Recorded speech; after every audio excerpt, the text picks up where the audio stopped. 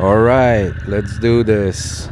So a while ago, I was at the Yamaha dealer because they had this demo day, and they had most of their lineup available for a small test ride on the road. And I've been wanting to test the Yamaha Bolt for a while, so it was a good opportunity to do that now. It was just before the release of the R7, so I didn't get a chance to try that one yet. But that'll probably happen sooner rather than later, let's hope. But let's watch what I found of the Yamaha Bolt. Enjoy. So here I am sitting on the Yamaha Bolt, and the first thing you can feel that's different is the location of the foot pegs actually. So they are more forward than on the Triumph, of course. And also when you put your feet down, like at the stoplight, I always bumped into them for some reason. I think it's something you need to get used to, or um, yeah, just get used to it. I think to know where to put your feet. Um, so let's get this thing on the road.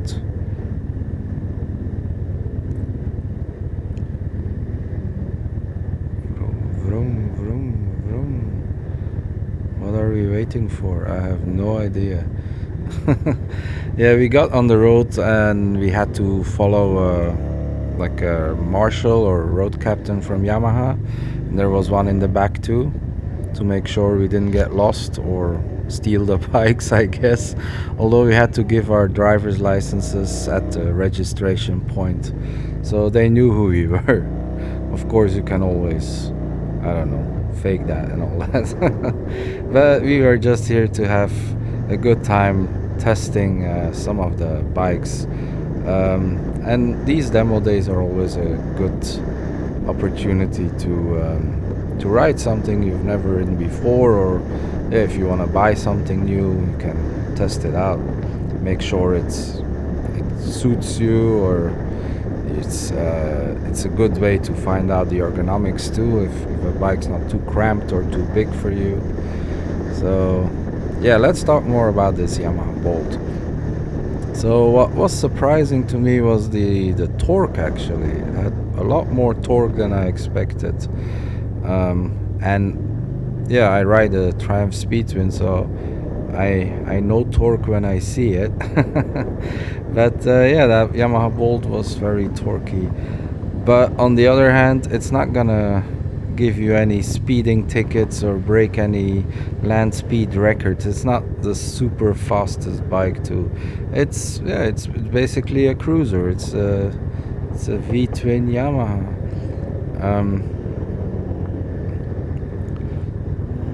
Now we're going nowhere. There were actually a couple of traffic lights on this ride, but yeah. Just looking around, waiting. Nothing to see. How long is this gonna go on for? What kind of video is this? Yeah, all the specs of the bike. I'm not gonna bore you with that. You can. Oh, look, a keyhole. You can look that up on the internets and the Googles of this world. So it's actually, yeah, for a 950cc twin. Don't break the mirror. It's not that fast, but yeah, it's a cruiser, so you just cruise along. I actually have no idea what the top speed is on this, but yeah, it won't be 200. I can tell you that. But I've seen some videos where you can also change the air filter, change the exhausts, make it a bit faster and maybe sportier. I wouldn't say that. But there's definitely some potential there. What was weird for me too is that you were sitting with your feet more to the front, more forward, and the steering was so much different than on a regular road bike. The corners, they actually caught me a bit by surprise. I didn't know what was going on in the corners. Because of the rake of the front wheel, it doesn't corner like my Triumph, for instance, or a sports bike. So you really have to get used to that too. But I think, yeah, after 1 week or a couple of days, it's no problem. But you might have a problem again getting on another bike because of the completely different ergonomics and the handling. Look at me go! Whee! Oh, 110, 111. That's kilometers per hour, not miles per hour, because I don't think that's possible on this bike. Just, yeah, it's a nice bike to just cruise on, and just takes you where you want to go. That's not the problem. And also being a modern Japanese bike, its service isn't that expensive, and there's a wide parts availability, so it's not gonna ruin you getting this bike. But another thing that was very hard was the suspension. It's got very hard suspension, but that's another thing you can adjust and change. So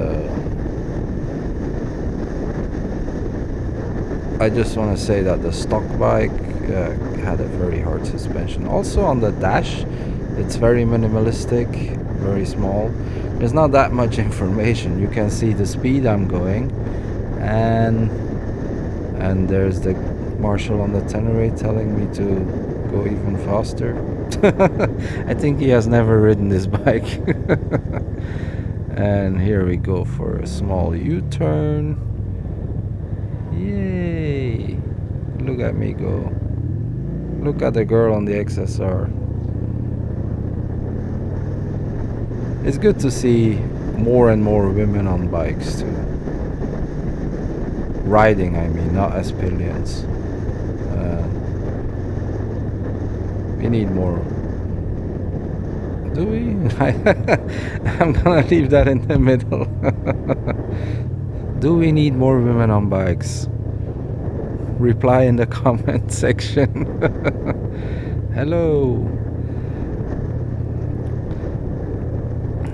But yeah, I think I've said what I wanted to say, and I'm not sure that I will ever buy this bike, because maybe when I'm older, and then it needs better suspension too. But cruising, not yet. I like to keep it a little bit sporty.